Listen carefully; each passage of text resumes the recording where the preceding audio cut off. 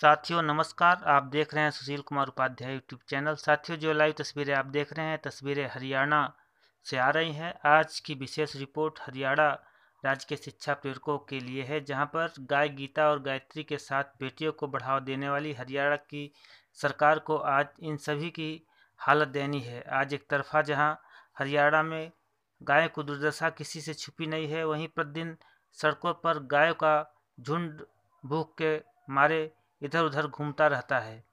अनगिनत गाय भूख से मर रही है, लेकिन हरियाणा सरकार कागजों में तो गायों के लिए करोड़ों रुपए खर्च कर रही है, गाय संरक्षण के नाम पर करोड़ों रुपए खर्च कर रही है, लेकिन सब कागजों में ही हो रहा है। धरातल पर भी कोई काम नहीं हो रहा है। ये वक्तव्य अखिल भारतीय साक्षरता प्रेरक समन्वयक संघ प्रेरक संघ हरियाणा के प्रधान भागवत कौशिक ने पत्रकारों से बातचीत करते हुए कहा। उन्होंने कहा कि हरियाणा सरकार की गीता जयंती के नाम पर करोड़ रुपए पानी की तरह बहा रही है, लेकिन ये केवल अखबारों के फोटो छपवाने तक ही सीमित है और कार्यक्रम के बाद गीता को रद्दी कागज की तरफ फेंक दिया जाता है। बेटी बचाओ बेटी बढ़ाओ का नारा देने वाली सरकार में सबसे ज़्यादा दुर्दशा महिलाओं की हो रही है। आज महिलाओं को अपने जीवन यापन के लिए सरकार ने दर दर की ठोकरें खाने पर मजबूर कर दिया है।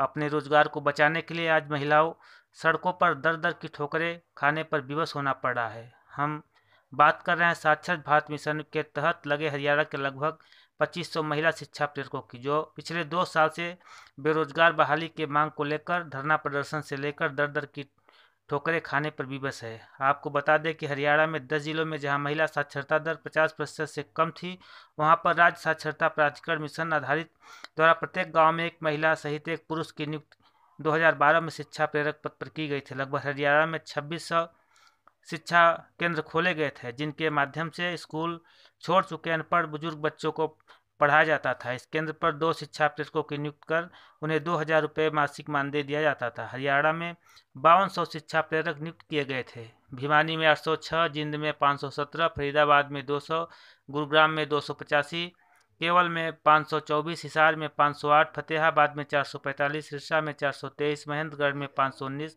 करनाल में 730 प्रेरक नियुक्त हैं। 15 वर्षों तक सरकार के स्कीमों साक्षर भारत मिशन, स्वच्छ भारत मिशन, बेटी बचाओ बेटी पढ़ाओ, प्रधानमंत्री सुरक्षा बीमा योजना, कौशल आदि में प्रेरकों द्वारा सराहनीय योगदान के बावजूद 5 जून 2017 को इनकी शिक्षा प्रेरकों को बजट की कमी का तर्क देकर घर का रास्ता दिखा दी गया, जिनमें लगभग 2500 महिला शिक्षा प्रेरक शामिल है।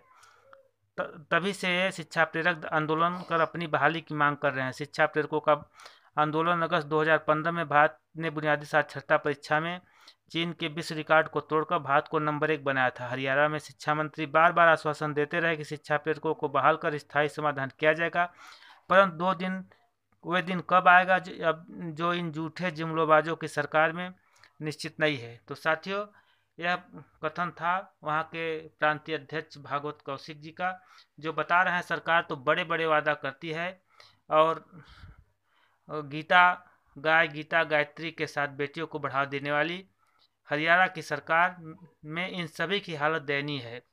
साथियों, जिस तरह से बेटी बचाओ बेटी बढ़ाओ का नारा देने वाली सरकार में आज हजारों की संख्या में महिला शिक्षा प्रेरक सड़क पर हैं और उनका मानदेय तक नहीं नसीब हो पाया है, यह बड़ा अच्छा प्रश्न है।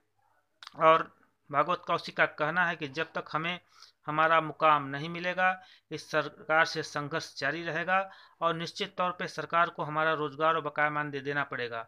साथियों, इसी तरह का लेटेस्ट अपडेट पाने के लिए आप सुशील कुमार उपाध्याय यूट्यूब चैनल से जुड़ें। धन्यवाद, नमस्कार। आपका सुशील कुमार उपाध्याय।